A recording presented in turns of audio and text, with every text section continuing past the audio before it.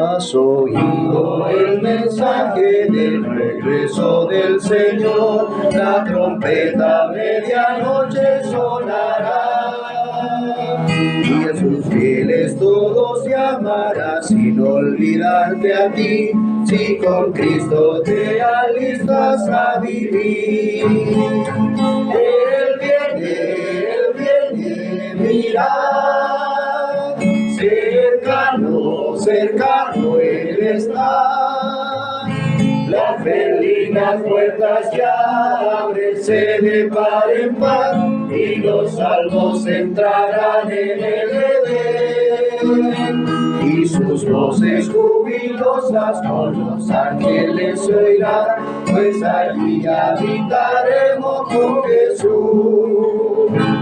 A los cielos subiremos con los ángeles de luz, los amados separados se unirán. Con nosotros para siempre nunca se apartarán, pues allí habitaremos con Jesús. Él viene, mira, cercano Él está. Las berlinas puertas ya ábrense de par en par, y los salvos entrarán en el Edén. Y sus voces jubilosas con los ángeles se oirán, pues allí habitaremos con Jesús. Andaremos por los mundos, pues el pecado no entró, del amor les hablaremos de Jesús, que a buscarnos vino para darnos vida eterna, pues allí habitaremos con Jesús.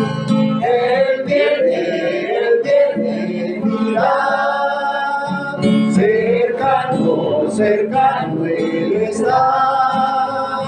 Las berlinas puertas ya ábrense de par en par, y los salvos entrarán en el Edén. Y sus voces jubilosas por los ángeles se oirán, pues allí habitaremos con Jesús.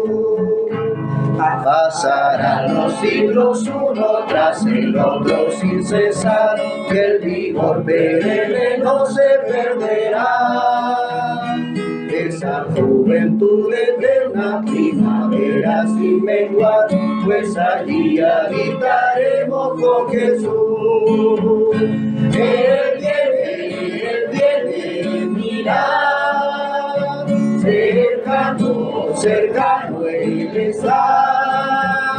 Las berlinas puertas ya ábrense de par en par, y los salvos entrarán en el Edén. Y sus voces jubilosas con los ángeles se oirán, pues allí habitaremos con Jesús. Pueden tomar asiento.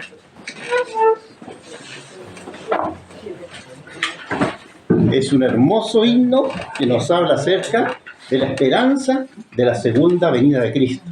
La gran esperanza que tenemos todos nosotros, de poder, ¿no es cierto?, estar en ese lugar donde el Señor nos quiere llevar. Amén. Porque el Señor le dijo, ¿no es cierto?, al Padre, yo quiero que donde yo estoy, ellos también estén conmigo. Y esa es la esperanza que nosotros tenemos. Así que vamos a analizar Mateo 24, que todos conocen Mateo 24, que son las profecías que Jesús, ¿no es cierto?, antes de morir, les dijo, ¿no es cierto?, a sus discípulos. ¿Ya? Jesús, en una forma cronológica, dio, ¿no es cierto?, las señales de su segunda venida, de una forma cronológica. Y estas señales que encontramos en Mateo 24, luego son confirmadas por el apóstol Juan en el libro de Apocalipsis. ¿Ya? ¿Dónde vemos en el Apocalipsis lo mismo que aparece en Mateo 24? En el mensaje a las 7 iglesias y el mensaje a los 7 sellos, de los 7 sellos. Ahí vemos confirmado, ¿no es cierto?, a través del apóstol Juan, lo que aparece, ¿no es cierto?, en las señales que Jesús describe que iban a suceder antes que Él venga por segunda vez. Amén. Así que vamos a analizarlos y vamos a ir comparándolos, ¿no es cierto?, con el libro de Apocalipsis. Amén. ¿Les parece? En Mateo 24,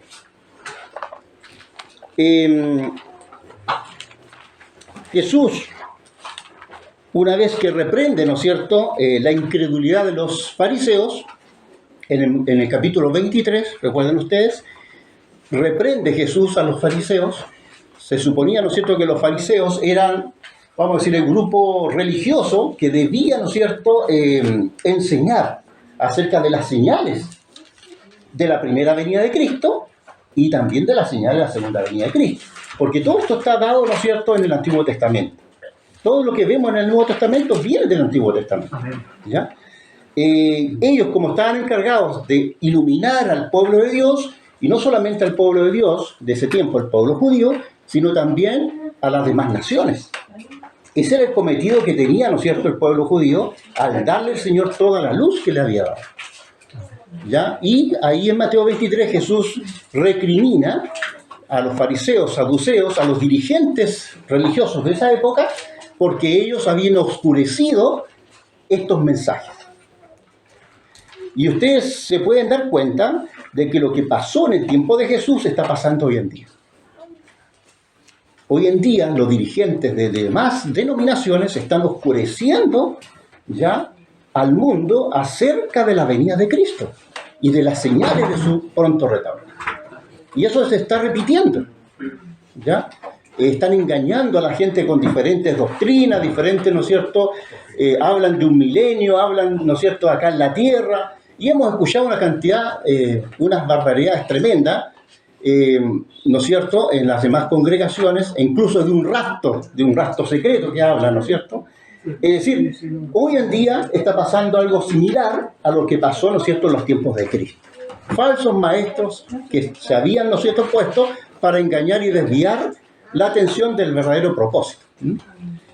Y ahí en Mateo 24, ya Jesús, ¿no es cierto?, ahí prácticamente en el capítulo, Mateo 23, 37, Jesús hace una condenación para la nación judía de ese tiempo porque se habían desviado. Y Él les dice: Jerusalén, Jerusalén, que matas a los profetas y apedreas a los que te son enviados. ¿Cuántas veces quise juntar a tus hijos como la gallina junta sus polluelos debajo de sus alas? Pero no quisiste. Esto se lo estaba diciendo Jesús ¿a quién? Exacto. Él miraba, ¿no es cierto?, de ahí del Monte de las Olivas.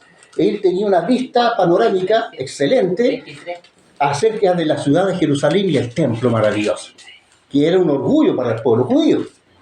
Pero Jesús miraba, ¿no es cierto?, a Jerusalén y él lloraba al decir estas palabras.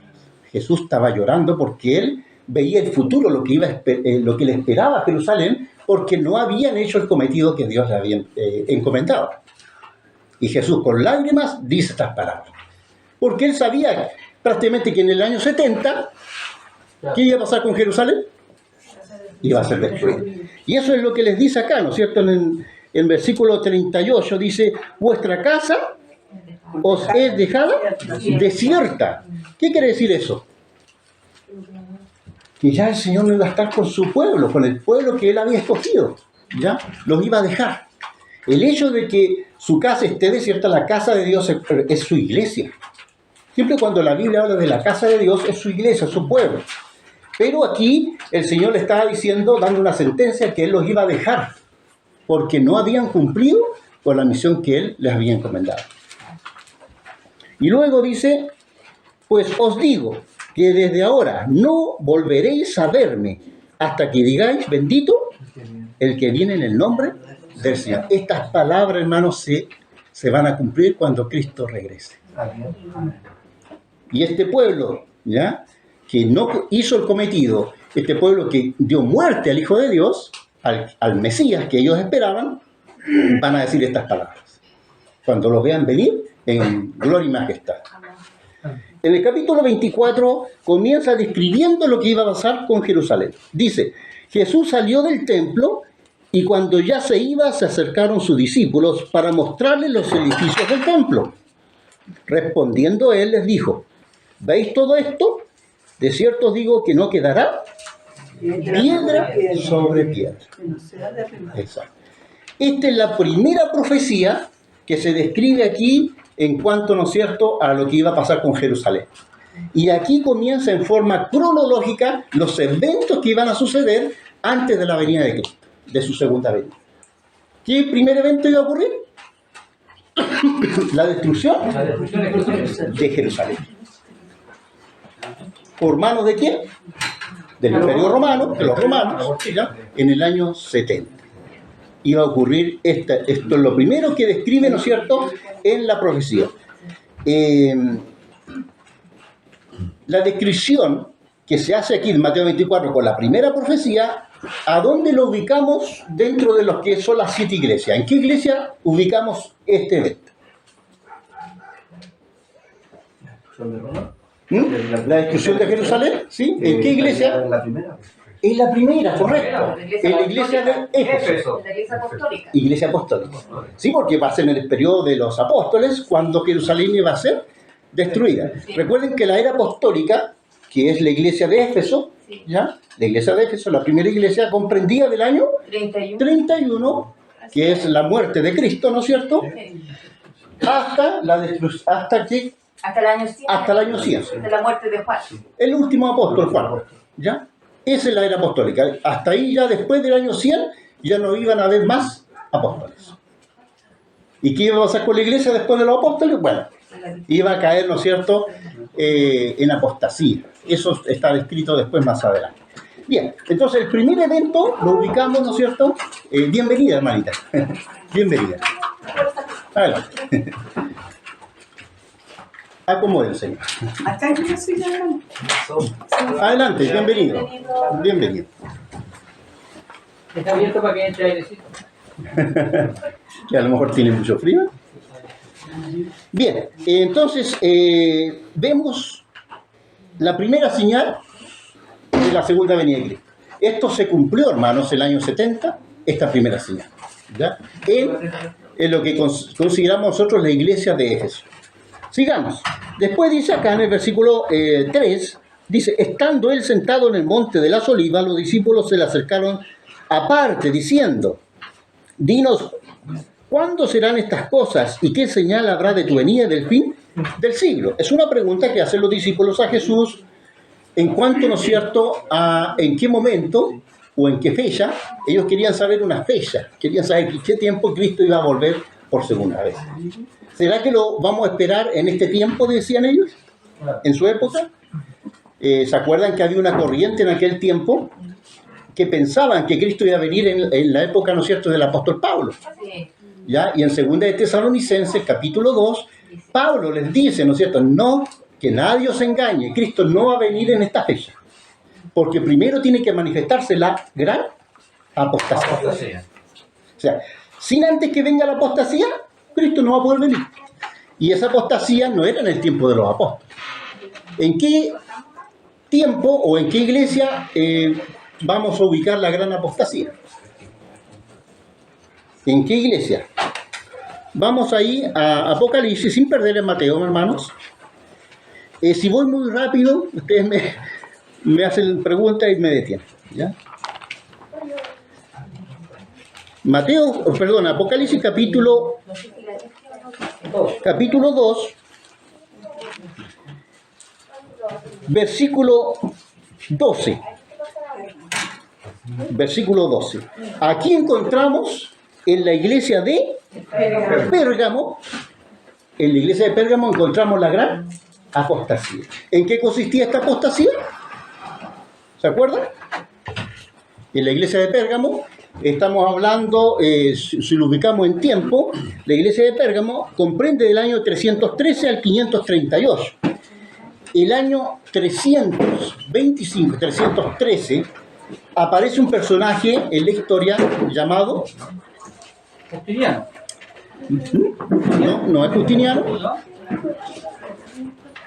El primer papa. Claro, el primer papa. ¿Cómo se llama él? Y... ¿Cómo se llama? Bueno... No me acuerdo de eso. No lo tengo. Bueno, en el periodo de este primer papa, ¿cuánto que se llama el papa? Que dicen que el primer papa fue Constantino. Constantino. Usted lo dice. Bueno, decimos que es porque el papado comprende la unión del poder civil religioso. Entonces, cuando hablamos de poder civil religioso que están unidos, eso es el papado. ¿Ya? Es el papado. Podríamos decir que él fue como el primer papa porque unió estos dos poderes. ¿Ya? Recuerden que él era un emperador romano, no tenía nada que ver con religión, pero él se volvió cristiano, siendo pagano. Los paganos adoraban diferentes dioses, muchos dioses, pero él decidió hacerse cristiano. Recuerden que la iglesia de Esmirna, en la que están arribita, era el periodo donde la iglesia fue perseguida por el imperio romano.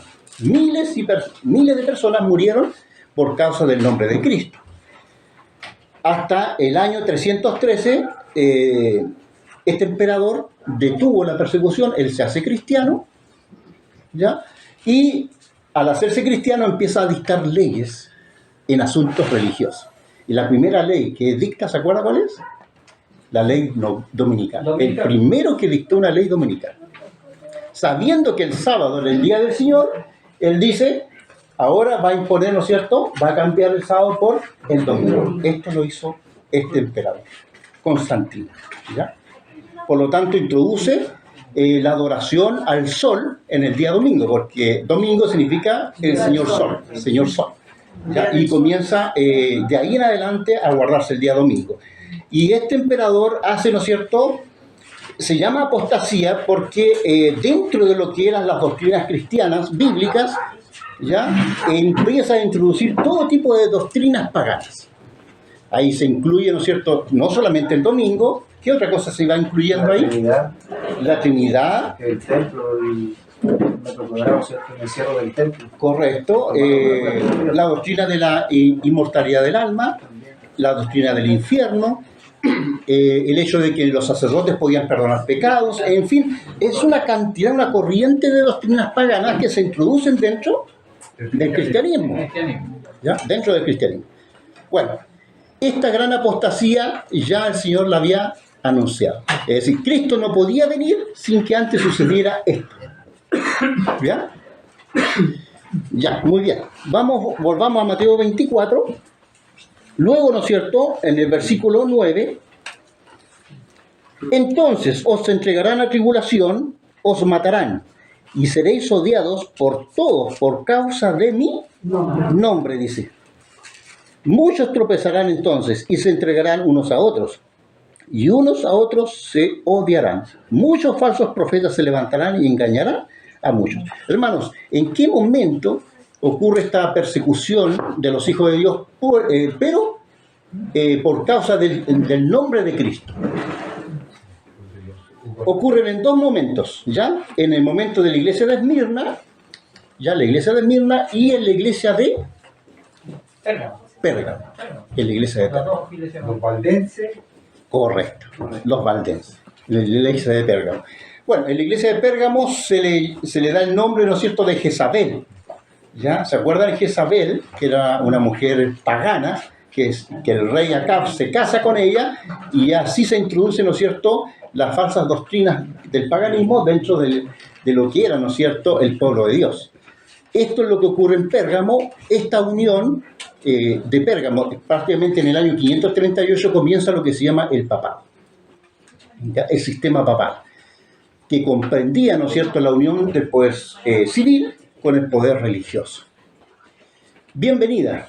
Adelante, hermanita. Muy bienvenida.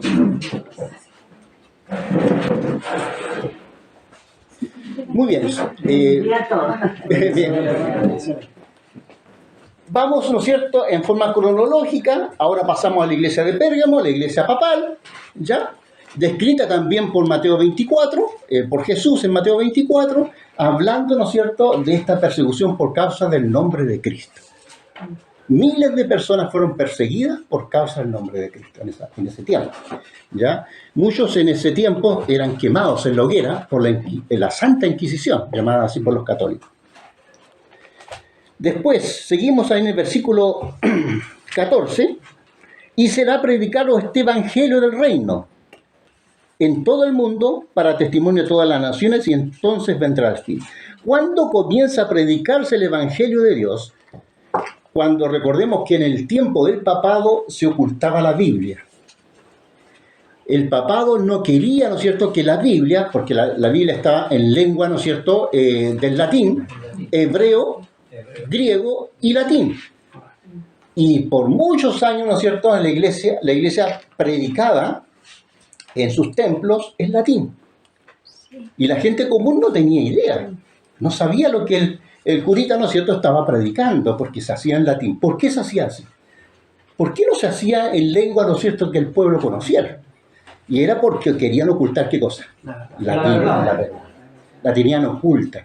Y ellos quemaban en la hoguera a cualquiera que quería traducir la Biblia en el idioma vulgar. En Europa, recuerden ustedes que habían diferentes naciones y tenían diferentes lenguajes. Imagínense, en todas partes se predicaba en latín y la gente no entendía.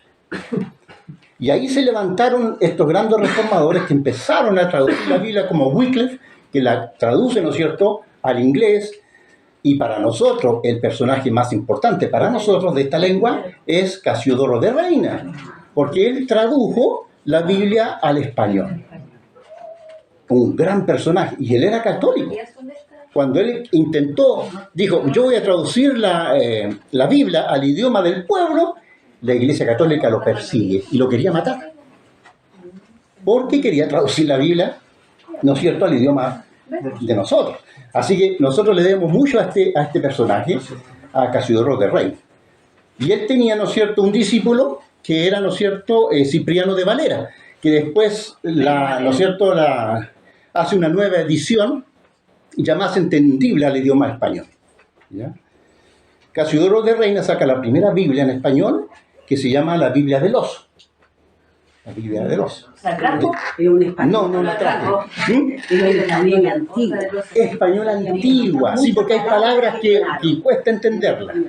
Cuesta entenderlas en español antiguo. Bueno, se me olvidó traer la Biblia del Oso. Yo tengo la Biblia del Oso. Cuando uno la empieza a leer, hay que acostumbrarse a leerla. Hay que Muy acostumbrarse. parecida al latín algunas palabras. Correcto, muy parecida al latín. Y esa versión igual, hermano Patricio traía algunos libros apócrifos, por lo que tengo claro, ¿cierto? También incluidos todavía. Sí, Sí, ¿cierto? Porque lo que él hizo fue traducir todo lo que había. todo lo que hay. Correcto. Todo lo que hay. Así que, bien, pero lo importante es que la Biblia del Oso se basa, ¿no es cierto?, en el texto receptos, que eran los textos que tenían, ¿no es cierto?, los protestantes de aquel tiempo, los valdenses, esas porciones porque habían otras traducciones que venían de la Iglesia Católica, las cuales no estaban, vamos a decir, habían diferencias grandes.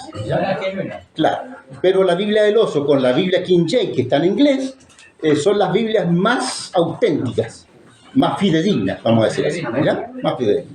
Y gracias a Dios tenemos esa, ¿sí? ¿La del oso está en español? Está en un español antiguo. Ya hay palabras, por ejemplo, la B corta, hay que pronunciarla por U. La F por S. Entonces hay palabras que van cambiando y hay que entenderlo. Claro, uno ya cuando empieza a entenderlo la puede leer sin problema. ¿Y te la tienes, mamá? Sí, la tengo. Sí, la tengo. La tengo en digital yo, después la pongo. Se me olvidó haberle echado y haberse la mostrado, hermanita. Bien, sigamos entonces. Ya estamos, ¿no es cierto?, en el tiempo de la iglesia apóstata. La iglesia... Ahí está, hermanita Lina. Sí, hermano. Bueno, que hoy en día nosotros podemos pasar del griego al español. También a través del internet uno busca Exacto. el logo, ¿cierto? Claro. Entonces no necesita pasar por el latín hacia el español, sino Directamente al griego, claro que sí. A mí me gusta, por ejemplo, ir leyendo este mismo versículo, por ejemplo, de los falsos cristos, dice los falsos ungidos en el Correcto. original. Ya, Entonces uno ir viendo, y con mi esposo, bueno, hay cosas que por los temas, y yo le digo, mira, leamos aquí, y la verdad es que leerlo en griego al español cambia. Cambia mucho. Incluso de una traducción a otra, por eso es que es bueno tener varias versiones y ir al estudiar. Correcto. Exacto. Yo creo que va cambiando por los años. porque antiguamente no se manejaba el español que tenemos ahora. También en la literatura. Claro, y lo que pasa es que hay... Las traducciones porque son con sinónimos. Exacto. Hay algunos sinónimos que dicen más que otros. Exactamente. El caso, por ejemplo, el griego, por ejemplo, es más rico que el hebreo en palabras. Por ejemplo, el hebreo le dice amor y el hebreo el amor se lo divide. Por ejemplo, amor ágape, amor fileo, amor eros. ¿Ves? Se lo divide. Hace una diferencia, no es solamente un amor, ¿me entiendes? El amor ágape, el amor a Dios, el amor fileo, que es el amor filial entre hermanos, ¿ya? El amor eros, que es el amor sexual de una pareja. ¿Se fijan? El griego como que es más rico en palabras. Igual, por eso que cambian. Hay un punto igual importante que igual conviene siempre ponerle un poco de atención. A veces, aunque dicen que uno no tiene que estudiar tanta profundidad en realidad los idiomas, a veces hay cosas que sí hay que estudiar. Les explico el por qué. Porque hoy en día, si nosotros vamos a los interlineales, hay ciertos interlineales que traducen como reposo. Y es porque vienen basados directamente en la Biblia Reina Valera actual. Entonces, a veces conviene en ese sentido buscarle un poco la originalidad de la palabra, la raíz, para saber más o menos de dónde venía y para poder entender efectivamente si que la palabra era lo que se está queriendo traducir o no. Porque está muy trastocado por el tema de la sociedad bíblica. Eso. Correcto. Muy bien. Hay diferencias de una Biblia a la otra. Por eso, bueno, uno tiene que tener, como dice el hermanita acá, tener varias traducciones y uno ahí ya se hace una idea general. Lo bueno, nosotros nunca debemos perder la confianza en la palabra de Dios. ¿Ya? Porque hoy en día se habla mucho en griego y hebreo, y como que ya la Biblia de hoy dicen que no es fidedigna, no es así. No es así. ¿Por qué? Le digo esto, porque cuando nosotros estudiamos en la Biblia una doctrina, por ejemplo, la doctrina acerca de los muertos, nosotros cuando vamos a la Biblia a estudiar esa doctrina, podemos ver un versículo que habla de infierno, pero nosotros, para decir qué es infierno, la Biblia misma se responde a sí misma. Cuando habla del infierno, la Biblia está hablando de la muerte segunda. Amén. No del infierno que dicen los católicos, ¿no es cierto? Que la persona se va a quemar por la eternidad. No es así. Entonces, la Biblia sola nos responde. Por eso nosotros debemos confiar en la palabra de Dios. ¿Ya? Pero es para los que buscan sinceramente a Dios. Y eso el Señor se demuestra en la palabra. Es el que va por un puro interés horario, ese no lo va a encontrar. No va a encontrar todo lo que quisieron poner los que la tradujeron. Claro. Pero sin embargo el que va con sinceridad lo encuentra. Y con humildad, ¿no es cierto? Claro, con humildad para que el Señor me enseñe. Sí, porque si yo tengo una doctrina, por decir, yo creo la doctrina del rapto y busco los textos para poder enseñar esa doctrina, eso no es humildad, o sea, es imponer lo que yo pienso. Claro. ¿Ya? Eso no es la forma de estudiar la Biblia. El que va con egocentrismo va a encontrar su egocentrismo, pero el que va por buscar a Cristo lo va a encontrar también. Por supuesto. Con su verdad y fiel palabra. Correcto. Sí, porque el Señor es el que nos abre nuestro entendimiento a la Escritura. Por eso que es viva. Y por eso que hay que estudiarla con oración. Muy bien, sigamos entonces, hermanitos. Volvamos ahí a Mateo 24, que es el capítulo que estamos estudiando. Versículo 15. Ya habíamos visto el versículo 14, ¿no es cierto? Acerca de la predicación del reino en todo el mundo. Recuerden que esa predicación la encontramos, ¿no es cierto?, en la iglesia de Filadelfia. ¿Ya? ¿Por qué la iglesia de Filadelfia? Porque recuerden que la iglesia anterior, la iglesia de Pérgamo, la iglesia de Sardis, ocultaba la palabra de Dios. Pero aquí en la iglesia de Filadelfia hay una explosión de la palabra de Dios. Empieza, ¿no es cierto?, a traducirse la Biblia en diferentes idiomas, a través de la imprenta de Gutenberg empieza a imprimirse la Biblia y se empieza, ¿no es cierto?, la Biblia vamos a decir así, a abarcar y a divulgar, ¿no es cierto?, por todo el mundo.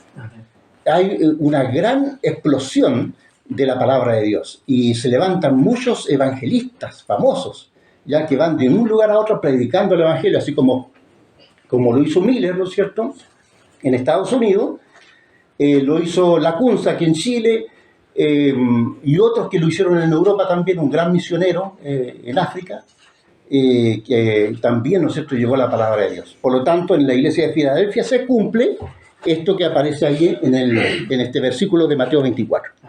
Vamos a Mateo capítulo 24, versículo 15. Aquí vamos a pasar a otro periodo. En el versículo 15 dice, por tanto, cuando veáis en el lugar santo la abominación desoladora del que habló el profeta Daniel, el que lea entienda. Muy bien, aquí pasamos ya a un periodo, hermanos, dentro de lo que es la iglesia Laodicea. ¿Ya? Recuerden que la iglesia Laodicea es que es la iglesia del juicio. Comienza en 1844 el juicio investigador, ¿ya? Un periodo diferente. Y ahí, ¿no es cierto?, nos encontramos nosotros, la última iglesia, que es la iglesia de la Odisea, comprende 1844 hasta cuando Cristo venga. Aquí, en este periodo, hermanos, van a pasar muchos acontecimientos. Y aquí, en el versículo 15, ya nos está hablando de un acontecimiento importante que va a ocurrir. En el versículo 15. Veamos, ¿de qué se trata esto? Dice, por tanto, cuando veáis en el lugar santo la abominación desoladora, de que habló el profeta Daniel. ¿Cuál es esa abominación desoladora? Lo encontramos ahí, ¿no es cierto?, en Daniel capítulo 12, versículo 11.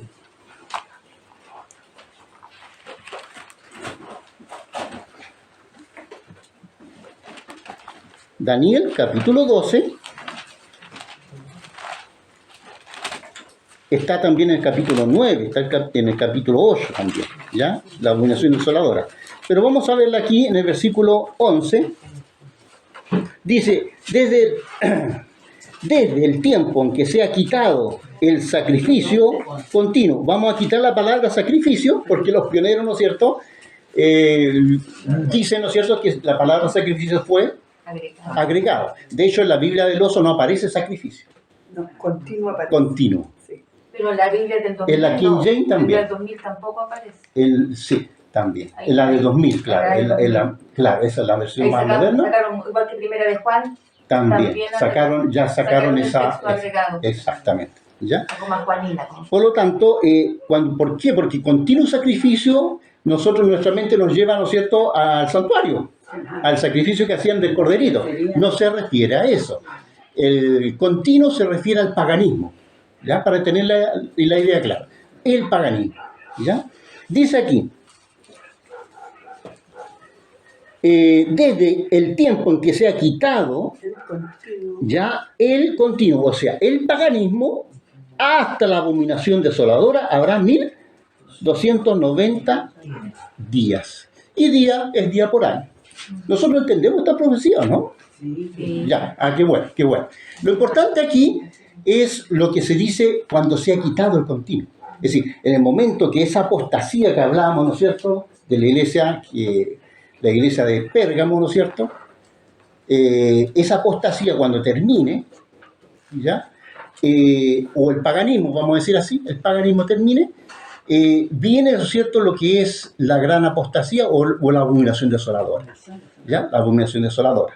Y esto ocurre prácticamente en el año 538, pero la profecía se toma del año 508, ¿ya?, porque ahí el Clodoveo derriba las últimas tribus, vamos a decir, arrianas, que no querían nada con el papado, o con lo que era la Trinidad de aquel tiempo. Recuerden que estas tres tribus no eran trinitarias, eran arrianas. Cuando Clodoveo, vamos a decir, este general francés, las derriba, entonces le queda el camino llano para que se levante el papado, en el 532. ¿Ya? Eso es lo que está hablando acá. Entonces volvamos a Mateo 24, y lo explica mejor Marcos, ¿ya? Marcos lo explica de una forma para poder entenderlo. Marcos 13, Marcos 13. Hermano, Sí, sí. usted dice que la de Daniel 12 en esa época. No, yo lo llevé a Daniel 12 para enseñar lo que es el continuo. Ah, ya. Solamente eso, no es lo que... Ya, no, es para enseñar lo que es el continuo, ¿ya? Les dije Marcos 13. Les digo al tiro el versículo. Versículo 14. Para entender lo que está diciendo en el versículo 15, Jesús, miren lo que dice en el versículo 14, que ya Marcos lo ve desde este punto de vista. Dice, pero cuando veáis la abominación desoladora de que habló el profeta Daniel, se fijan que es lo mismo que decía Mateo, pero agrega algo más Marco. Dice, puesta donde no debe estar, el que lea entiende. Bueno, esta abominación desoladora, hermanos, de acuerdo a Mateo 24, de acuerdo a la cronología que vamos viendo, después de la iglesia de la Odisea, se refiere a la ley dominical. ¿Por qué? Porque cuando hace la referencia en el versículo 15, Mateo 24, esta abominación ocurrió en 2 ocasiones antes. Ya ocurrió en el tiempo de cuando el rey de Babilonia invade, ¿no es cierto?, Judá, derriba el templo de Salomón. Ahí ocurre la primera abominación desoladora. Porque Dios entregó al pueblo, lo entregó a manos de Nabucodonosor. La segunda fue en el tiempo, ¿no es cierto?, cuando fue en el año 70, en el tiempo del Imperio Romano, cuando, ¿no es cierto?, el general Tito sitia Jerusalén. Y Jerusalén es destruida. Esa es la segunda abominación desoladora. ¿Por qué? Porque el Señor entregó al pueblo judío en manos de los romanos. Y la tercera es la que describe aquí. Exacto. Y eso tiene que ver con la ley dominical. ¿Por qué? Porque cuando pasó, ¿no es cierto?, en Jerusalén, cuando los ejércitos romanos rodearon Jerusalén, pusieron un estandarte en el lugar que no debía estar. Ese estandarte de los romanos, no sé si se acuerdan el estandarte, cómo era el del Imperio Romano. En las películas se ve generalmente. Se ve un sol y un águila reina. Ese es su señor Dios invicto, vamos a decir así. Su señor Sol, lo que ellos adoraban a su Dios. La Santa Ciudad. La Santa Ciudad. ¿Ya? Bueno, esto va a ocurrir también con la ley dominical. ¿Por qué? Porque en Estados Unidos, hermanos, recordemos que ahí fue la cuna donde empezó todo lo que es el protestantismo, vamos a decir así, fue el lugar o el país que refugió a los protestantes, y de ahí salieron los grandes misioneros a diferentes partes. ¿Por qué? Porque en Estados Unidos había libertad religiosa y libertad civil. Y eso hizo, ¿no es cierto?, que el Evangelio se propagara. Y en ese lugar, imaginen que es protestante y republicano, porque es el poder, ¿no es cierto?, civil y el poder religioso estaban separados, libertad civil y libertad religiosa. Tiene que ver, ¿no es cierto?, con un país republicano y protestante. ¿Ya? ¿Y qué iba a pasar ahí en ese lugar? Se iba a poner un estandarte en el lugar que no debía estar en Estados Unidos, que tiene una constitución. ¿Ya? ¿Y qué se iba a poner ahí? El estandarte del papado. ¿Cuál es el estandarte? La ley dominical. Hermanita. Yo a veces me pregunto si también será paralelo que el pueblo de Israel ponga ese estandarte allí mismo. ¿Por qué? Porque está muy cercano cuando uno ve cómo está funcionando Israel. Porque el primero fue puesto en Israel, el segundo Israel, el tercero debería también Israel renegar, porque en realidad, o sea, colocar el día dominical, porque ya en este minuto está dividido el pueblo, porque generalmente ellos reposaban el sábado, hoy en día está dividido. Correcto. Y yo creo que también esa va a ser muy paralelo a los Estados Unidos. Porque en Estados Unidos se nos indica también, porque nosotros somos, en realidad el pueblo adventista es el segundo Israel, ¿cómo se llama? Espiritual. ¿no? Pero el literal siempre va a seguir haciendo, va a ir cumpliendo. Correcto. No, y de hecho lo que dice el hermano tiene bastante sentido, porque de hecho hoy en día el papado está unificando todas las religiones del mundo. ¿Ya? Tiene todo unificado. Ha ido a Israel, está unido con Israel, está unido con los países musulmanes, hermanos. Y está formando lo que es el ecumenismo, pero a la vez, ¿no es cierto?, lo que él desea de que todas las religiones apoyen esta ley dominical. Y esto va a ser así porque está escrito. Ahora, ¿dónde encontramos esto en Apocalipsis? Bueno, ¿Sí? algo que más o menos igual tenía una directa relación con lo que dice y también con lo que usted apoya, hermano. Algo que se ha visto ahora último, por ejemplo, que todas las naciones en forma general pueden ser, ¿cierto?, tratadas por Estados Unidos en su gran mayoría, pero Israel siempre ha sido un estamento que ha sido aparte. Entonces, para que pueda llegar una ley, efectivamente tiene que haber una aleación. Entonces, si no existe una aleación con ellos, es difícil de que ellos puedan, como Estado, entonces, poder cumplir esta parte de la profecía que falta. Ahora, esto es importante igual porque Romanos capítulo 11 a nosotros nos da a conocer, ¿cierto?, de que habla de la rama injertada y se nos habla, ¿cierto?, del olivo silvestre y del que es injertado, y se nos habla del grupo, ¿cierto?, de gentiles que va a terminar rechazando. Entonces, este grupo de gentiles que va a terminar rechazando dentro de la tierra, se completa el grupo de ellos y dice que después de esto todo Israel será salvo. Por lo tanto, eso implica de que al forma general todas las naciones que no son judías, al rechazar a Cristo directamente y al rechazar, ¿cierto?, las cosas que están estipuladas conforme a la ley, conforme a todo, finalmente va a permitir que la parte de Israel termine también predominando para que el mensaje final sea predicado a ellos. O sea, sería como una bofetada más en cierto sentido a Cristo mismo, como lo hicieron en el pasado, porque ya lo rechazaron en el pasado y lo volverían a rechazar. Pero ahora la única diferencia está en que dice, y después de esto todo Israel será salvo, porque ahí nos toma a nosotros como rama injertada y a lo que falta también del pueblo de Israel por predicar, el judío mesiánico. Correcto. Bueno, el espíritu de profecía, cuando hablo de espíritu de profecía, es las profecías, ¿no es cierto?, que están en la Biblia. Dice justamente que todo el mundo va a seguir, ¿no es cierto?, lo que declare la segunda bestia de Apocalipsis. Vamos a verlo en Apocalipsis 13, confirmando justamente lo que estamos estudiando. Apocalipsis 13.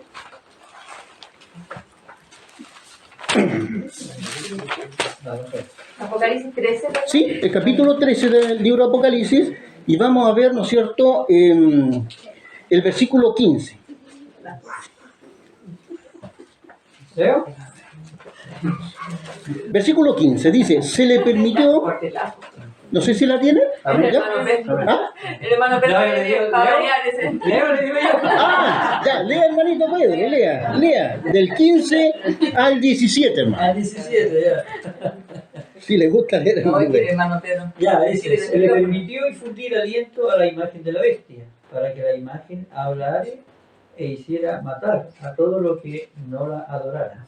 Y hacía que todos, pequeños, grandes, ricos, pobres, libres y esclavos, se les pusiera una marca en la mano derecha o en la frente, y que ninguno pudiera comprar ni vender, sino el que tuviera la marca o el nombre de la bestia o el número de su nombre. Muy bien. Esto, si ustedes ven más arribita, está hablando de la segunda bestia, que son, ¿no es cierto?, las iglesias protestantes, ¿ya?, son las que van a pedir al poder civil que dicte una ley, ¿ya?, la ley dominical. Y esto dice que todo el mundo, dice nación, tribu, lengua, todos van a aceptar esto. Y aquí estamos hablando, ¿no es cierto?, de todo lo que son las organizaciones religiosas. Porque en sí, una organización religiosa, para ser organización, tiene que tener un vínculo con el Estado. No hay otra forma. Si ustedes analizan las iglesias antiguamente, las iglesias nunca fueron parte de una organización religiosa. Ninguna iglesia. O se imaginan la iglesia, por ejemplo, apostólica. ¿Creen ustedes que está asociada con Roma? No. Nunca. No. La iglesia, ¿no es cierto?, que vivía en el desierto, que es el periodo, ¿no es cierto?, del papado. ¿Creen ustedes que la iglesia valdense fue acogida por el Estado? No. No. Arrancaban, ¿no es cierto?, a los montes por ahí. Es decir, las organizaciones religiosas, hermanos, quiera o no quiera, van a tener que aliarse en esta ley. Toda organización religiosa. Y cuando digo esto, e inclusive la Iglesia Adventista del Séptimo Día, como organización. Ya están aliados. ¿Por qué? Porque tienen vínculo con el Estado. Claro, de momento que son AR, asociación religiosa, de momento que tienen, ¿no es cierto?, personalidad jurídica, ya están unidas con el Estado, lamentablemente.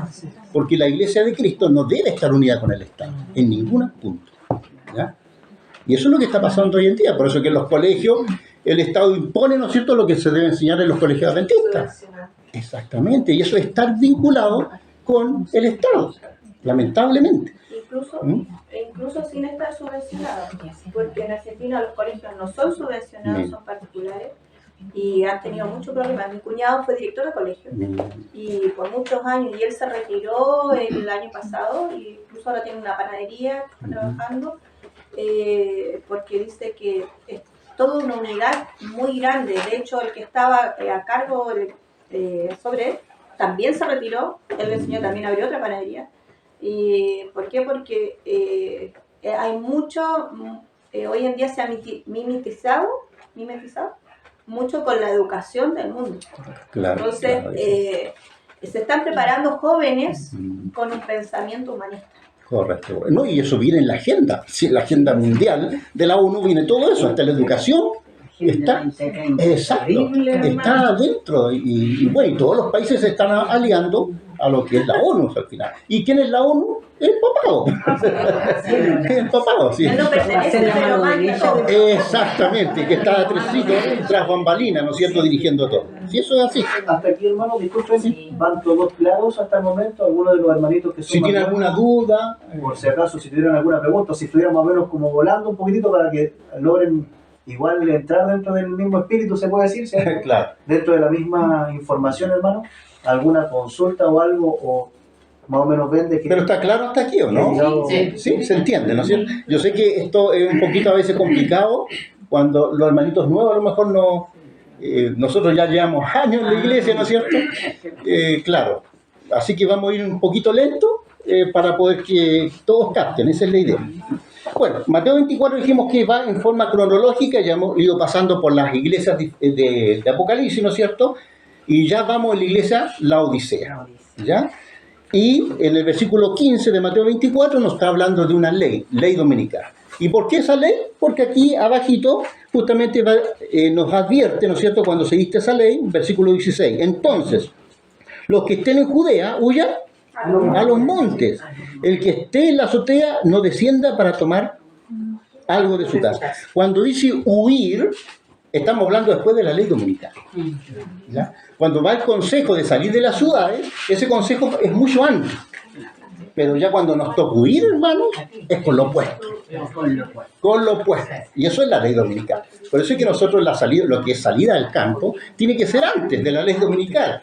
Y Dios quiera que a todos, ¿no es cierto?, el Señor nos pueda abrir las puertas para hacer eso. Aquí tiene que ver con huir. ¿Ya? Con huir.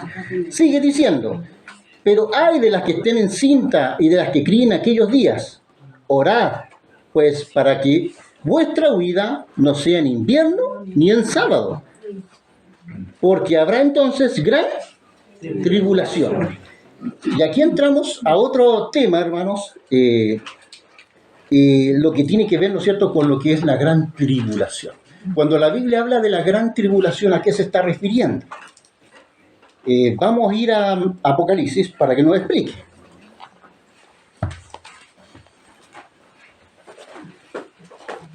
Apocalipsis 7.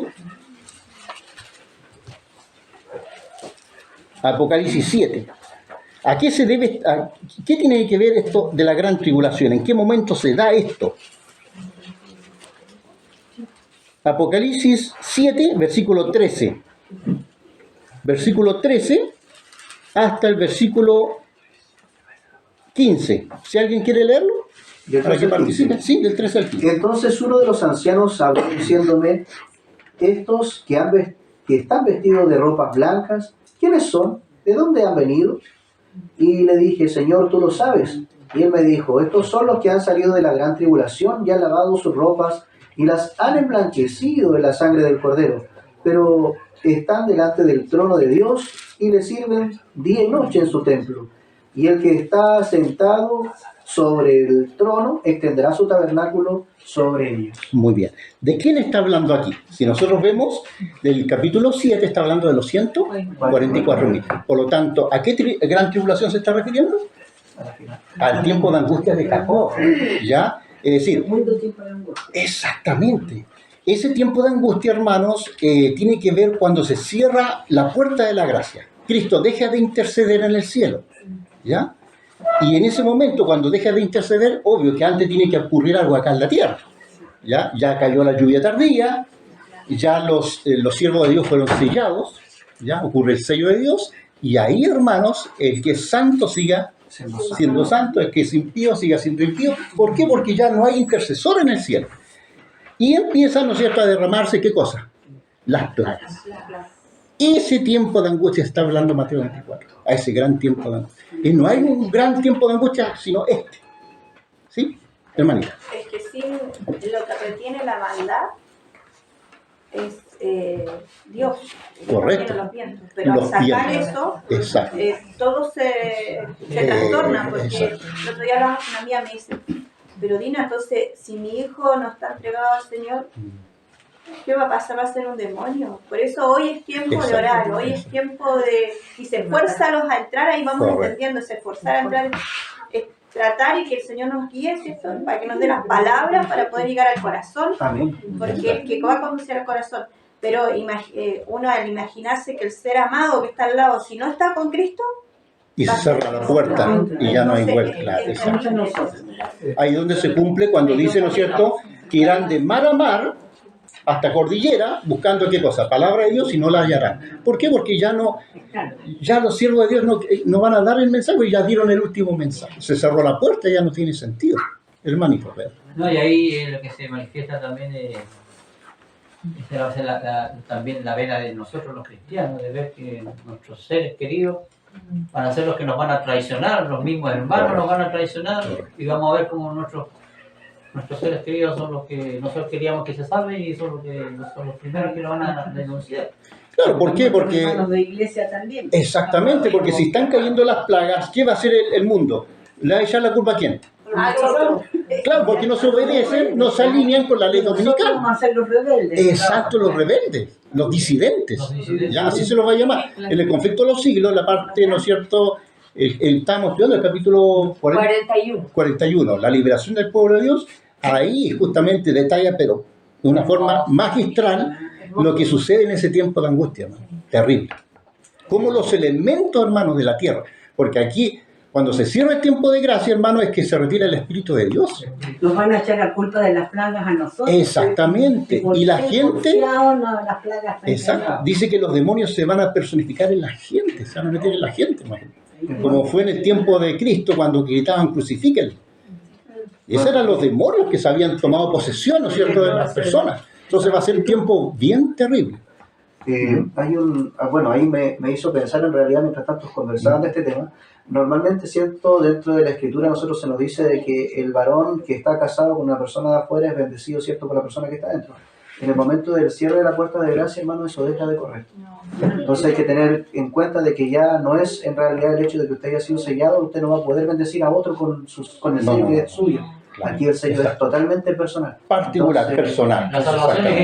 La bendición es la oportunidad que está teniendo de salvación. Correcto. Claro. Por eso que este es el momento de tiempo de gracia donde nosotros debemos trabajar. Exacto, de trabajar. Y ser ejemplo. Ahora, exactamente. Ser ejemplo, predicar el evangelio. Todo lo que conocemos, practicarlo para ser ejemplo, luce para los demás. Exactamente. Después no vale la pena. No, ya no tiene sentido. ¿Qué van a hacer los siervos de Dios en ese tiempo, hermanos? ¿Qué van a hacer los siervos de Dios, los hijos de Dios? Muchos van a estar en la cordillera, en lugares, ¿no es cierto?, escondidos.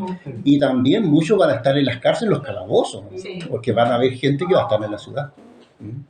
Entonces va a ser un tiempo bien difícil para el pueblo de Dios. No todo el mundo va a poder salir de las ciudades, entonces allí van a ser muchos que van a estar encarcelados, perseguidos, humillados, esclavizados.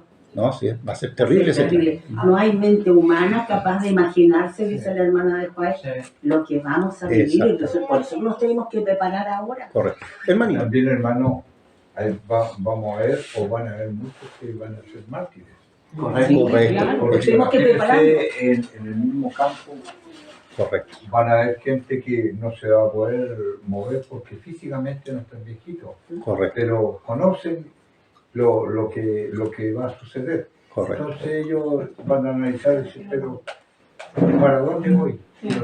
Exacto. Estoy acá, a lo mejor uno de los familiares lo va a vender o le va a hacer cosas y uno se va a pegar al Señor, ¿cierto? Porque sabe que ya la muerte es solamente para uno, es un sueño, digamos, va a dormir solamente. Claro. El hermano tocó un punto muy importante acerca de los mártires. Bueno, los mártires son antes del cierre del tiempo de gracia, ¿ya? El Señor va a hacer descansar a mucha gente que no va a poder pasar por ese tiempo de angustia, ¿no? Quizás personas adultas. A los adultos mayores, a los inválidos, a los niños que no van a ser capaces de soportar. Correcto. El Señor los va a recoger. Nosotros ahora, en este momento, tenemos que tener bien claro, hermano, que la muerte es una bendición. Es una bendición. Eso de estar llorando y que yo no me puedo morir, hermano, no, es una bendición, es un regalo del Señor de recogernos. Claro. Como decía Pablo, no hay que escoger. Para eso todos los días. Hermanita, había levantado la mano y ahí la hermanita, ¿sí? Recordemos que antes de esto hay 3 años y medio que son muy fuertes. ¿Ya? Y los mártires que nosotros vemos generalmente fueron personas predicando que bajaban, porque dice que el que va a predicar en la ciudad es el que está en el campo. El del ya tiene que haber salido. Entonces, el mártir va a ir a pregonar el último llamado y algunos van a ser tomados, ¿cierto? Y por eso van a ver algunos en las cárceles. Porque no es porque se quedó en la ciudad, sino porque fue a predicar a la ciudad. Es como la labor de los valdenses, es como la labor de los valdenses. Los valdenses son un ejemplo. Es un ejemplo, hermanito. Hermano, mencionar a su familia o a las personas que bien son cercanas a uno, decirle que estar preparado para la muerte, si vamos a ser mártires. Correcto. Mucho, supongamos, si no en un tiempo muy lejano, puede morir mi nieto, ¿cierto? Claro. Entonces, a los padres hay que decirle, mira, es muy probable el Señor los va a proteger a sus hijos. Correcto. Y son un grupo especial, hermano. Los mártires son un grupo especial que van a tener un cinto rojo, se van a distinguir por un cinto rojo, dice la hermana Elena, ¿no? Es un grupo especial los mártires. Hay otro grupo que es la gran multitud, pero ellos no van a estar, ellos no van a pasar por este gran tiempo de angustia, sino que cuando aparezca Cristo y con la voz de Cristo, ¿no es cierto?, los llame a salir de las tumbas, ¿ya? Ahí va a salir la gran multitud. Pero recordemos que hay grupos especiales de salvos, ¿ya? Eso es importante. Hay grupos especiales de salvos. Nietos chiquititos. Claro. Y yo a los padres siempre converso con mi hijo, le digo, hijo, ya sabemos que estamos pronto, pero si el Señor lo lleva a la tumba de una u otra forma a sus hijos, no sufráis, porque eso es una bendición. Correcto. El que pierda la vida por mí, la salvará, dice. Lo que usted mencionaba igual, hermano, estén bien firmes nomás para que vivan. lo que usted hablaba respecto también al trabajo de los valdenses y lo que mencionaba la hermana, y igual se estaba mencionando acá, es importante, hermano, porque va a cumplir otra profecía, que es importante, porque dice en Apocalipsis capítulo 14, versículo 8, ¿cierto?, que se dirá a viva voz los mensajes que están mencionados. Este tema es importante de que salgan algunas personas de afuera, porque ¿quién conoce a la gente que está en los campos? Nadie los conoce.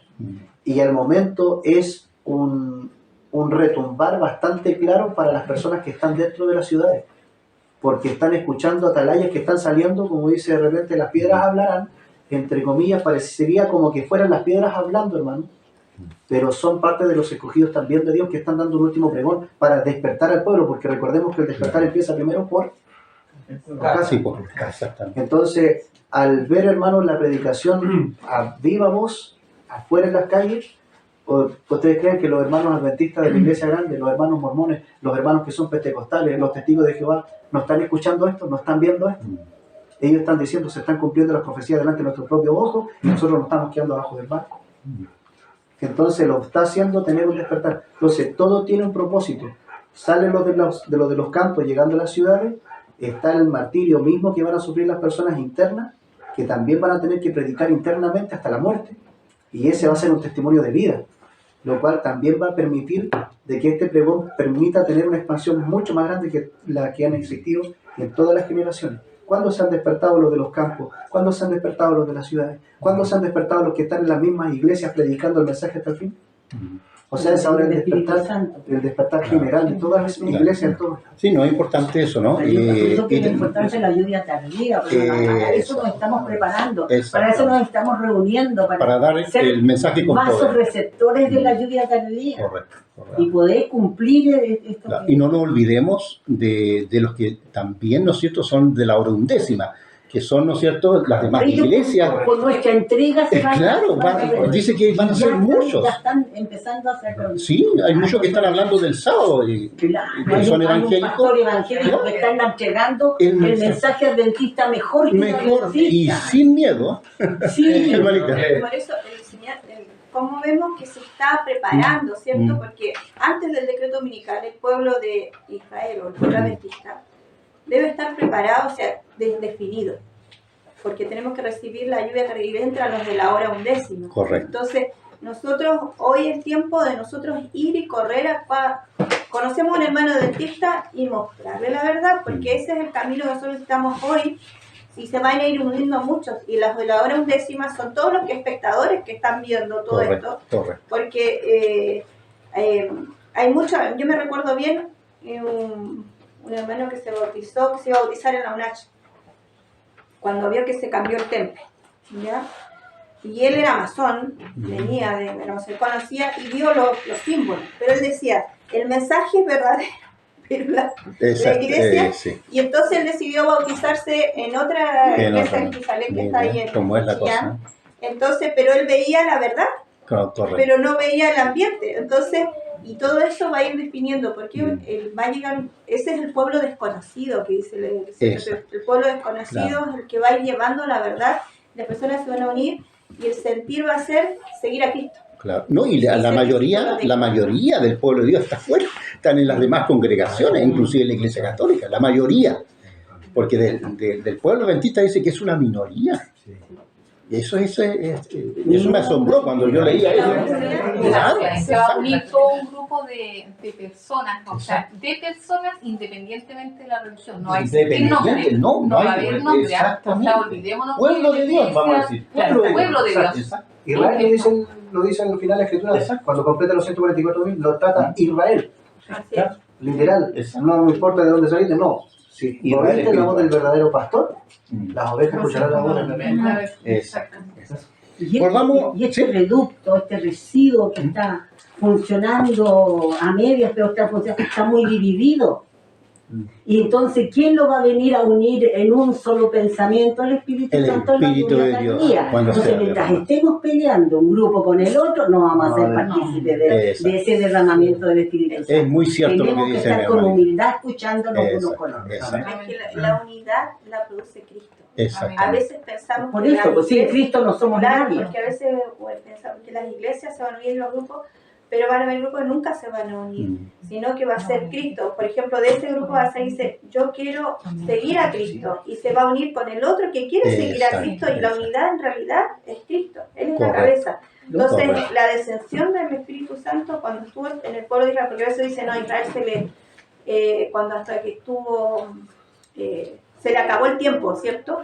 Pero Israel, recordemos que todos los discípulos eran judíos. Y todos los que proclamaron el mensaje eran judíos y se iban uniendo a los gentiles, ¿cierto? Y se hizo grande. Pero Dios nunca dejó a su pueblo de lado, sino que siempre hubo un remanente. Correcto. Y lo importante es ese remanente sigue a Cristo. Amén. Y eso es lo que une. ¿Quiénes unen? Cristo. Es Cristo. Pero Juan, ¿quién les dio la fuerza al Espíritu Santo cuando se derramó? Nosotros tenemos que estar ya unidos antes de la lluvia tardía. Era el Espíritu de Cristo, ¿no es cierto?, que vino hacia los discípulos. Juntos, ahí entregándonos. De hecho, los discípulos estaban todos, no estaban unánimes. Antes del Espíritu Santo estaban en disensión. Estaban todavía cuando se consiguieron una, y ahí se derramó el Espíritu. Y nosotros también tenemos que llegar a eso. Estamos conversando con la hermana Cecilia en relación a que nosotros vemos muchos hermanos que siguen a pastores. Claro, ese es nuestro problema. La Biblia y el Espíritu de la Y nuestro pastor es Cristo. Él es la cabeza. La cabeza y nosotros somos el cuerpo, hermanita. Sí, hermana, me estaba recordando mientras hablaba que es como algo, un destello de lo que vivimos en la pandemia, porque muchos de los hermanos nadie les predicó que no tenían que vacunarse, pero el Espíritu de Dios ¿Cómo nos advirtió? Nos habló y en diferentes lugares, estuviéramos solos en el campo, que era mi caso, yo estaba sola, pero Él directamente nos habló. Amén. Yo creo que igual eso va a ocurrir en el tiempo del fin, que muchas personas amando sinceramente a Dios, porque tenemos que recordar que todo es por amor. Si nosotros amamos a Dios, realmente Él va a trabajar en nosotros, su Espíritu va a trabajar. Amén. Y nos va a mostrar el camino. Así es, así es. Bien, vamos a ir concluyendo con Mateo 24. Si no, vamos a quedar pegados aquí. Ya, muy bien. Íbamos... No, sí, es bueno, es que todos aprendemos de todos.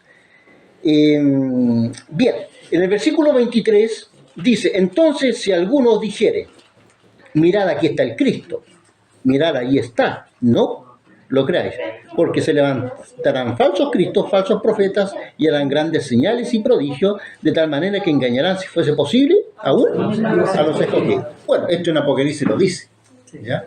Es decir, el Señor va a permitir, ¿ya?, que el diablo y los demonios obren, ¿ya? Y ellos van a ir, ¿no es cierto?, y van a hacer milagros. Eso se va a revelar, hermano, en el tiempo de angustia de Jacob, donde Satanás mismo va a tratar de imitar, ¿qué cosa? La segunda venida de Cristo. Así va a ser. Exacto. Correcto. Nuestra iglesia se va a engañar mucho porque no están preparados. Hay muchos que no están preparados. Están preparados, Correcto. hermano. Nuestras iglesias no están preparadas. Ahora, muchos se preguntan por qué Satanás va a imitar a Cristo su segunda venida. ¿A quién va a engañar si ya están sellados los 144.000? A ellos no los va a engañar, ¿ya? ¿Pero por qué? Porque Satanás siempre trata de engañar, ¿no es cierto?, a las personas que tiene. Y lo va a hacer hasta cuando sea después del milenio, ¿se acuerdan? Cuando descienda a la Santa Ciudad, nuevamente, todavía les va a decir, tomemos la ciudad. Y siempre engaña, porque él es engañador. Sí, y todo. Exacto. Sigue mandar. Hay un engaño muy sutil que es la sanidad. Tiene mucha sanidad. Y se está dando mucho ahora. Que va a ser a través de computadores. Todo esto del grafeno que se va poniendo en los cuerpos, ¿cierto? Claro. Se va a modificar a través de internet. Entonces, ese es un engaño muy sutil porque ellos pueden manipular hasta la mente. Entonces, por eso nosotros como hijos de Dios debemos ir alejándonos del sistema de salud, porque el sistema de salud, hasta una inyección para los dientes está trayendo grafeno. Entonces, mientras menos tengamos que usar el sistema, pero toda medicación ya de las que hay, por ejemplo, para los adultos mayores que se les da, todas están teniendo grafeno. O sea, hay una doctora que va revisando y dice... Entonces, nosotros debemos irnos limpiando, y gracias al Padre nos ha dejado tanta información también de cómo ir limpiando nuestro cuerpo, pero la idea es no ir ingresándole también. Y aprender a confiar en el dador de la vida. Si bajamos al descanso, que seas en obediencia, ¿cierto? Y si hemos de seguir, el Señor nos mantenga, porque la verdad que ese es uno de los grandes engaños que ha hecho el enemigo, es la sanidad que no es de Dios.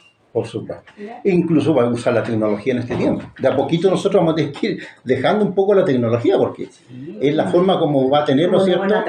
Exactamente, ¿ya? Es la forma como ellos tienen que... El griego ocupa ahí una palabra, hermano, así en tiempo corto, cuando habla acerca de las hechicerías de las cuales engañó cierto Babilonia, la palabra en griego, hermanos, es farmakeia. Farmacia.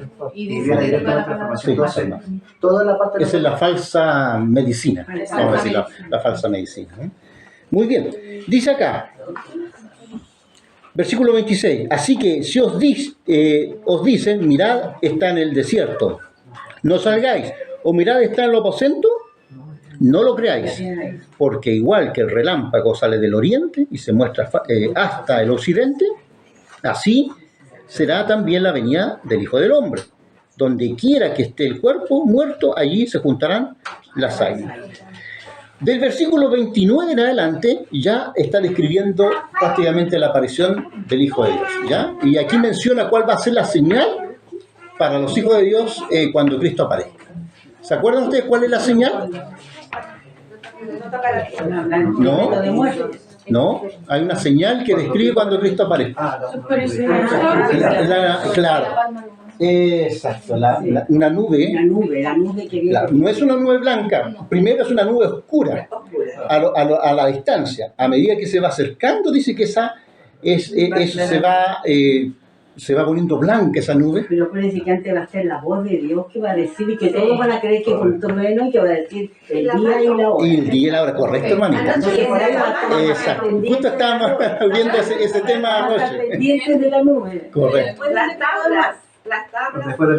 Exactamente, exacto. E incluso las tablas de los 10 mandamientos, una mano dice que va a abrir la ley de Dios a la vista de todas las personas. Va a ser Se van a encontrar todos los que están guardados aquí también. Correcto. Y a medida que se va acercando Cristo con los ángeles, dice que la tierra se va a conmover, ya como un borracho. O sea, imagínense que venga como un planeta cerca, o la luna se esté acercando a la tierra. Las fuerzas gravitacionales chocan. Y la venida de Cristo, como viene con miles y millares de ángeles, va a conmocionar este planeta, hermano. Tanto aquí en la tierra como los elementos en el cielo. Pero va a ser terrible. Nosotros vamos a saber que es Cristo el que viene. Exactamente. Pero los demás va a ser espantoso para ellos. Dice que van a llorar y aullar. La hermana Juan dice que va a ser un tiempo antes, cuando resuciten los que están en el periodo de 144.000, ¿cierto? Correcto. Como yo creo que una semana antes van a empezar a resucitar y ahí vamos a saber que el Señor ya está pronto. Claro. Lo que dice el hermano tocó un punto que se me había pasado por alto, que es la resurrección especial. ¿Ya? Ellos van a resucitar antes de la gran multitud, antes. ¿Ya? Y esta resurrección especial, hermano, comprende a los que están en el mensaje del tercer ángel. El mensaje del tercer ángel, hermano, se empezó a dar de 1844 en adelante. Por lo tanto, todos los que han bajado el descanso con este mensaje del sábado, el mensaje de la justificación por la fe, hermanos, ellos van a resucitar antes de la gran resurrección, antes que Cristo aparezca. Si nosotros no vamos a estar siendo de los 144.000, pueden ser de esa o podemos ser de los mártires, exactamente, correcto. Y eso es una bendición, ¿no? Claro. Y eso está descrito en Apocalipsis 14, hermano. Eso es lo que dice Apocalipsis 14. No es algo que se nos ocurra a nosotros, es algo que está en la Biblia. La bendición de los que mueren en Cristo. Exactamente, hermanita. Ahí dice en Apocalipsis 14, versículos 12 y 13. Dice, aquí está la perseverancia o la paciencia de los santos, los que guardan los mandamientos de Dios y la fe de Jesús. Después dice, y oí una voz que decía desde el cielo, escribe, bienaventurado de aquí en adelante los muertos que mueren en el Señor. Sí, dice el Espíritu, descansarán de sus trabajos porque sus obras con ellos siguen. Estos son los que mueren porque, si ustedes ven más arribita, está el mensaje del tercer ángel. Son los que mueren en el mensaje del tercer ángel. Son bienaventurados, hermano. Felices. Porque mueren en ese mensaje. Por eso, hermano, que yo siempre digo a veces en las reuniones, que no nos debemos olvidarnos nunca de nuestras mentes, guardarlo ahí como un tesoro, lo que dijo el apóstol Pablo. Todo lo que venga es ganancia para mí. Todo lo que venga es ganancia, correcto. Todo lo que pasa. Negativo, positivo. Exacto, todo es ganancia para los hijos de Dios. Para los hijos de Dios. Muy bien. Y termino, hermano, con lo que dice Mateo 24.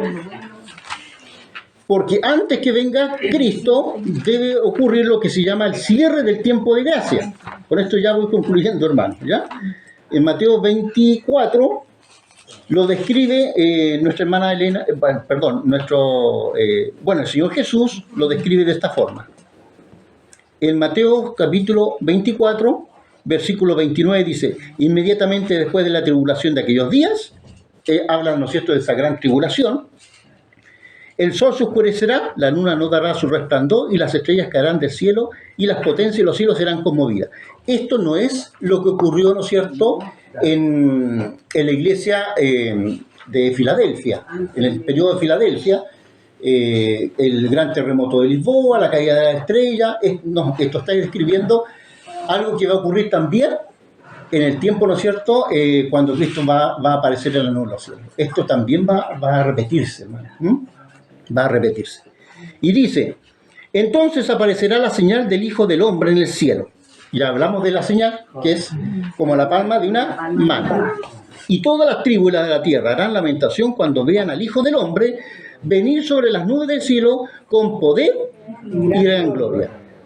enviará a sus ángeles con gran voz de trompeta y juntará a sus escogidos de los 4 vientos desde de un extremo del cielo hasta el otro. De leer aprender la parábola, cuando ya la rama está tierna y brotan las hojas, sabéis que el verano está cerca. Así también vosotros, cuando veáis todas estas cosas, conoced que está cerca a las puertas. Esto es lo que tiene que ver con profecía, ¿no? Ya las profecías son como ver cuando vemos las ramas y se acercan, ¿no es cierto?, la primavera. Es nuestro mapa, nuestro itinerario. De cierto digo que no pasará esta generación hasta que todo esto acontezca. El cielo y la tierra pasarán, pero mis palabras no pasarán, dice Jesús. Pero del día y la hora nadie sabe, ni aun los ángeles del cielo, sino solo mi Padre. Esto lo deja bien explícito nuestro Señor Jesucristo. Pero, como en los días de Noé, así será la venida del Hijo del Hombre. Cuando habla de esto, hermanos, está hablando del cierre del tiempo de gracia. Es decir, para nosotros la venida de Cristo, la segunda venida de Cristo, es cuando se cierra el tiempo de gracia. Para Noé, ¿no es cierto? Para Noé y para los antediluvianos, se le acabó cuando se cerró la puerta del arca, hermano. ¿Ya? Aunque pasaron 7 días cuando se cerró la puerta. Ahí es el tiempo del fin, fue el tiempo del fin para los antediluvianos. Para nosotros va a ser el tiempo del fin cuando se cierre la puerta de la gracia, hermano, en el cielo. Nadie lo va a saber. Pero ahí se acaba ya el tiempo de gracia. Entonces está hablando de ese periodo. Por eso que dice que cuando se cierre el tiempo de gracia, dicen, estarán 2 en el campo, uno será tomado, el otro dejado. 2 mujeres estarán moliendo en un molino, una será tomada y otra dejada. Obvio, porque ese cierre del tiempo de gracia no está consciente la persona. Uno puede estar ya perdido sin saberlo y el otro no está perdido. En eso se basa en la del rapto. Claro, en eso se basa en el rastro. Pero que siguen ahí mismo los dos juntos, que está perdido y el que está salvo. Sí, claro, no están rastrados. Es espiritual. Exacto. Hermanita. Nosotros, si vemos las fiestas solemnes, nos indican los tiempos. Correcto, es un itinerario. El inicio del día de la expiación fue en fiesta, ¿cierto?, de expiación, y el tiempo de expiación indica también el término del tiempo de gracia. Nosotros hoy en día, cuando vamos estudiando, ¿cierto?, vamos sabiendo más o menos, ¿cierto? Nosotros estamos en esta fiesta de las cabañas, más o menos hoy en día, según el calendario. Correcto, según el calendario. Y la fiesta de expiación va a ser más o menos también el cierre del tiempo de gracia. Nosotros vamos a ver una aproximación. ¿Por qué? Porque va a ser en alguno de los años que siguen, se va a cerrar el tiempo de gracia en esa fecha. Correcto. Y nosotros tenemos esos 10 días de trompeta y por eso nosotros vemos que hoy en día cada vez más las fiestas solemnes están siendo recordadas, ¿ya? El recordar el hecho, ¿por qué? Porque cuando vamos viendo esos 10 días de preparación, cuando se cierra el tiempo de gracia, va a estar preparado el corazón, porque va a estar en sintonía con el Creador. Entonces, es importante que nosotros empecemos a ver esa relación tan importante, porque es Cristo que está haciendo ese llamado hoy en día a que recordemos las fiestas, no como un ritual, sino de los hechos que Él hace. Y entonces el tiempo de gracia se terminará en día de expiación. Yo veo las fiestas como el calendario de Dios, ¿ya? Ajá. El calendario de Dios, ¿por qué? Porque si nosotros vemos todo lo que, vamos a decir, ¿no es cierto?, la labor de Cristo en este plan de salvación está dado, ¿no es cierto?, también por las fiestas hebreas. Y todavía está cumpliendo la y se está cumpliendo, ¿no es cierto? De hecho, estamos en una fiesta que es el día de Yo expiación. creo que esto fue un engaño de Satanás, habernos hecho abandonar la fiesta. Estas fiestas fueron para su pueblo. Amén. Y por eso que no somos agricultores ahora, porque nos olvidamos de las fiestas, porque las fiestas avisaban y decían los pasos de la agricultura. Entonces todo estaba relacionado, su vida, todo estaba relacionado. Y nos perdimos en el tiempo. Claro, por eso que es bueno estudiarlas. ¿Por qué? Porque ahí está el calendario de Dios y sabemos, ¿no es cierto?, que cuando Cristo venga por segunda vez, va a ser en un periodo de la fiesta de las cabañas, ¿ya? El 8º día va a ser, ¿no es cierto?, la gran fiesta, ¿no es cierto?, la fiesta, ¿no es cierto?, la cena del Señor, la gran convocación. Yo cuando veo esta mesa, ¿no?, y la hermana Juárez describe una mesa grande de plata, ya con todos los frutos ahí, ¿no? Y el Señor va a servir esa mesa. Eso va a ser muy hermoso, ¿no? Así que sigamos estudiando, hermano, las profecías. ¿Por qué? Porque las profecías nos ayudan a saber en qué tiempo estamos viviendo y lo que nos está faltando, hermano, los acontecimientos que van a venir. Así que es importante, hermano, estudiar las profecías. Que el Señor les bendiga, hermano. Esta semana ya vimos que se están cumpliendo algunas cosas, porque el Papa ya sacó la última encíclica.